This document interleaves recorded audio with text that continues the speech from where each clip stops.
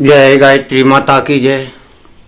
मित्रों, गायत्री मंत्र, गायत्री साधना और बहुत सारी साधना हैं, उन सभी से लोग अलग अलग प्रकार के लाभ उठाते हैं, मगर ईश्वर में जो ज्यादा विश्वास और आस्था रखता है सफलता उन्हीं को मिल पाती है।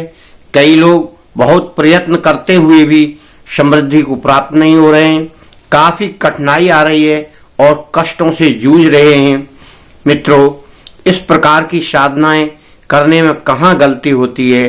क्या आदमी अपनी ज्ञान और बुद्धि से उस साधना को सही तरीके से नहीं कर पाता है, या बिना गुरु के कर रहा है, या बिना जानकारी के कर रहा है, अनजाने तरीके से? तो मित्रों, इस विषय में आप जान लें।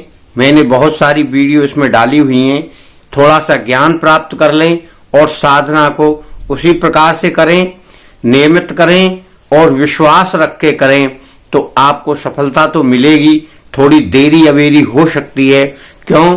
कि जब व्यक्ति अपने पूर्व जन्म के और इस जन्म के कुछ पाप कर्म रहते हैं तो पहले उनका नाश होता है, उसके बाद ही आपको समृद्धि प्राप्त होगी। क्यों? कि जब रास्ते में कांटे पड़े हुए हैं, पहले उनको साफ करेगा, तभी तो कोई ना कोई आगे जा सकता है। इस प्रकार से हम जो साधना करते हैं वो निष्फल कभी नहीं होती है। हमको ऐसा महसूस होता है कि हमारी साधना निष्फल हो रही है या हम कोई ज्यादा कमी कर रहे हैं। बिल्कुल साधारण और सरल तरीके से आप साधना करेंगे तब भी आपकी साधना सफल होगी। गीता में भगवान श्री कृष्ण ने कहा है कि ये किया हुआ कर्म कभी निष्फल नहीं जाता है। क्यों? कि इसका फल तो आपको मिलना ही मिलना है, ज्यादा और कम हो सकता है। तो मित्रों, अब मैं आपको एक ऐसा साधन या साधना बताता हूं जिसे आप करने से अपने सोए हुए भाग्य को जगा सकते हैं। यदि किसी पे बहुत ज्यादा परेशानी पड़ रही है और काफी प्रयत्न करने के बावजूद भी उसमें कोई समृद्धि के लक्षण नहीं आ रहे या कोई रास्ता नहीं दिखाई पड़ रहा, अब करे तो करे क्या? इसलिए आप इस साधन को अपनाएं और बड़ी सरलता से अपनाएं। इसमें ज्यादा कोई व्यय भी नहीं है, ज्यादा कोई परिश्रम भी नहीं है, केवल आपको थोड़ा समय देना पड़ेगा। नित्य नियम करते हुए आप अपने कार्य से निवृत्त होकर, यानी शौच क्रिया से निवृत्त होकर आप गायत्री मंत्र का जाप करेंगे इस विधि से, जिस प्रकार मैं बता रहा हूं। सुबह उठकर ब्रह्म मुहूर्त, यानी सूर्य की बेला से पहले, सूर्य निकलने से थोड़ा पहले ब्रह्म मुहूर्त होता है, आप उस समय उठ जाइए। 4 बजे, 3 बजे, 5 बजे की जरूरत नहीं है। अगर 6 बजे सूर्य निकलता है तो आप 5:30 बजे उठकर पूजा पर, मतलब 5:30 बजे बैठ जाइए पूजा पर। अपनी पूजा आराधना करने के बाद पूजा उसी तरह करना है। पहले गुरु पूजा करना है, फिर अपने इष्टों की पूजा करना है, फिर गायत्री की पूजा करना है, और किसी भी देव को अनादर से नहीं करना है या अनादर से नहीं देखना है। सभी को प्रणाम करते हुए धूप बत्ती, अगरबत्ती और जो भी आप प्रसाद चढ़ाते हैं वो सब करें। उसके बाद प्रार्थना करते हुए माता हमें सुख शांति समृद्धि प्रदान करें, हम आपको बार बार नमस्कार करते हैं। इस प्रकार करते हुए आपको जाप पर बैठना है। पूर्व मुख होकर आप जाप करेंगे और जाप आपको 24 दिन जाप करना है, 24,000 मंत्रों का। अब समृद्धि के लिए करना है तो आप इसको शुक्रवार के दिन करें। इसमें आप सफेद ही वस्त्र रखें, सफेद ही आसन रखें और तुलसी की माला रखें। इस प्रकार से आपके सोए हुए भाग को जगाने के लिए ये क्रिया आपको करनी है। पूर्व मुख होकर बड़ी शांत मुद्रा में गायत्री माता के चित्र पर ध्यान लगाते हुए या अंतर्मन में ध्यान लगा सकते हैं आप। अगर सामने नहीं लगा रहे, अंतर्मन में लगा रहे हैं आंखें बंद करके, तो अंतर्मन में लगाइए, या अपने मस्तिष्क में ध्यान करते हुए गायत्री माता का। और ऐसा ध्यान करें गायत्री माता का कि गायत्री माता वहां बैठी हैं और मैं उनके सामने बैठा हूं। इस प्रकार से ध्यान की क्रिया करें और मंत्रों का जाप पूरा करें।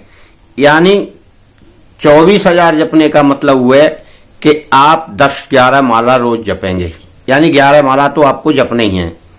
10 जपेंगे तो 24 दिन में 24,000 हो जाते हैं। इस प्रकार से जपें और नियम से ही जपें, और इसमें मंत्र को जल्दी जल्दी ना जप कर, थोड़ा समय लगेगा, कोई दिक्कत नहीं है, 1 घंटा करीब लग जाता है।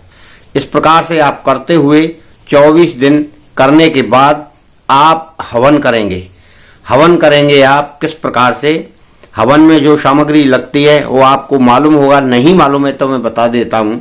हवन सामग्री के साथ में घी भी लगता है, थोड़ा जवा भी लगते हैं, और सुगंधी की वैसी कोई चीज नहीं डालना है। थोड़ा शक्कर डालते हैं, थोड़ी मेवा डालते हैं, जो पंच मेवाएं होती हैं। इस प्रकार से डालकर शुद्ध देशी घी गाय का अगर होता है तो उत्तम माना जाता है, बाजारू घी की कोई गारंटी नहीं रहती है।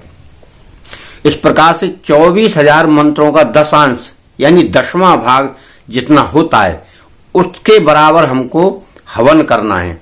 और हवन करने की क्रिया आप नहीं जानते हैं तो किसी ब्राह्मण से करा लें, जो भी उसको दक्षिणा देना है आप दे सकते हैं, या कोई आप हवन क्रिया की पुस्तक खरीद लें, उसके हिसाब से आप हवन सामग्री खरीद कर और अपना हवन तैयार कर सकते हैं। क्यों कि हवन करने के लिए एक विधान है। हवन करते समय वहां की जमीन, मिट्टी और अपने स्वयं को भी संकल्प लेना पड़ता है, और ग्राम देवता को भी पूजना पड़ता है, फिर गणेश भगवान को पूजना पड़ता है, और इन सबको पूजा करते हुए उनको सबसे पहले आहुति लगती है, सभी देवों को क्रम क्रम से।